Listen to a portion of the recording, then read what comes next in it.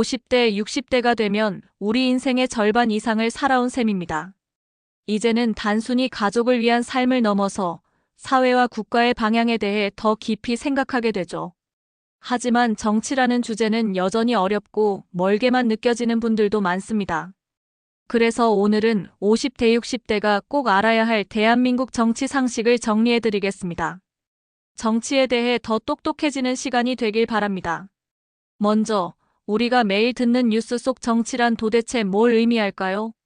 정치는 간단히 말하면 공동체의 문제를 어떻게 해결할 것인가를 결정하는 과정입니다. 그래서 정치는 결국 우리 삶의 방식과 직접적으로 연결된 문제예요. 세금, 연금, 복지, 부동산, 의료, 교육 이 모든 건 정치의 영역입니다. 특히 50대, 60대가 되면 건강보험이나 기초연금, 국민연금 문제에 직접적으로 영향받습니다. 어떤 정당이 어떤 정책을 주장하는지 모르면 내가 선택한 표가 결국 내 삶을 바꾸지 못할 수도 있어요. 정당은 정치인들의 모임이자 정책 방향을 함께 정하는 생각의 집단이라고 보면 됩니다. 대한민국에는 지금 30개 이상의 등록 정당이 있지만 실제로 국회에 진출한 정당은 소수입니다. 현재 기준으로는 더불어민주당, 국민의힘, 정의당, 기본소득당, 시대전환 등이 국회에 의석을 가지고 있죠. 여기서 중요한 건 정당의 이념과 성향을 구분하는 기준입니다. 흔히 보수와 진보로 나뉘는데요. 보수는 변화를 최소화하고 기존 질서를 중시합니다. 전통적 가치, 안보, 성장 중심의 경제정책을 선호하죠. 진보는 사회 변화와 약자 보호를 중시합니다. 분배, 복지, 환경 같은 가치를 앞세우는 경향이 있습니다. 하지만 대한민국의 정치는 이념보다는 인물 중심, 지역 중심의 구도가 더 강하다는 비판도 많습니다. 그래서 정치가 정작 중요한 국민의 삶과 동떨어져 보이기도 하죠. 이제 선거 이야기로 넘어가 보겠습니다. 우리나라 국민은 만 18세 이상이면 누구나 투표권을 가집니다. 하지만 50대, 60대의 투표율은 특히 높은 편입니다. 2022년 대선에서도 60대 투표율은 약 80%를 넘겼습니다. 이 연령대가 정치 지형을 바꾸는데 중요한 역할을 한다는 뜻이죠. 하지만 중요한 건 단순히 투표율이 아니라 정보를 알고 하는 투표입니다.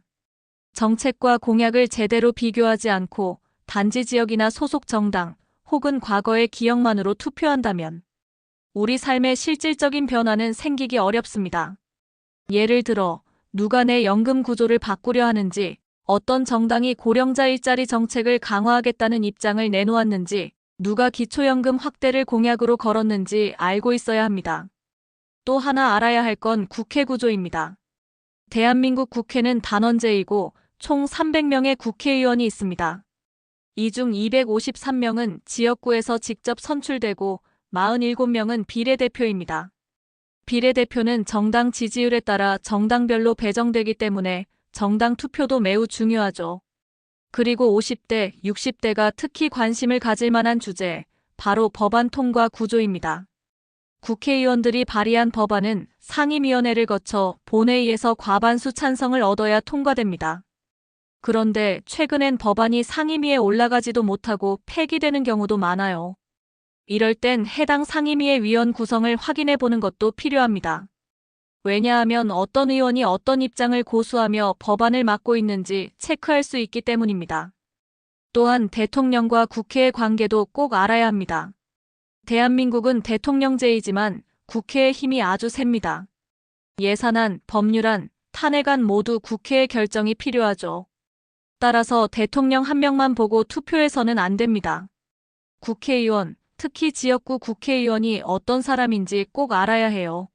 내 지역의 의원이 어떤 법안을 발의했는지, 출석률은 어떤지, 최근 5년간 활동을 한눈에 볼 수 있는 국회 입법정보 시스템 같은 사이트도 잘 활용하면 좋습니다.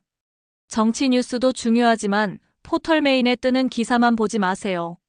의도된 기사 배치나 제목만 보면 오해하기 쉽습니다. 정치 팟캐스트, 유튜브 정치 브리핑, 뉴스레터 등을 활용해 다양한 시각을 갖는 게 중요합니다. 그리고 요즘 자주 등장하는 단어 하나, 정치 혐오.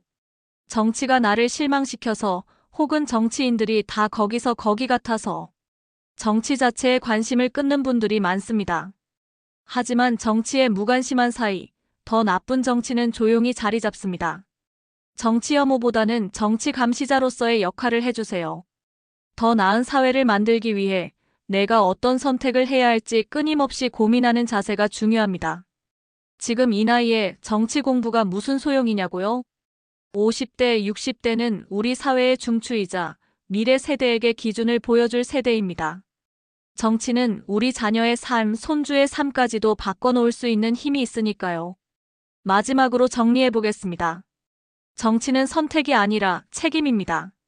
누굴 뽑았느냐보다 왜 그를 뽑았는지 알고 있는 게 중요합니다.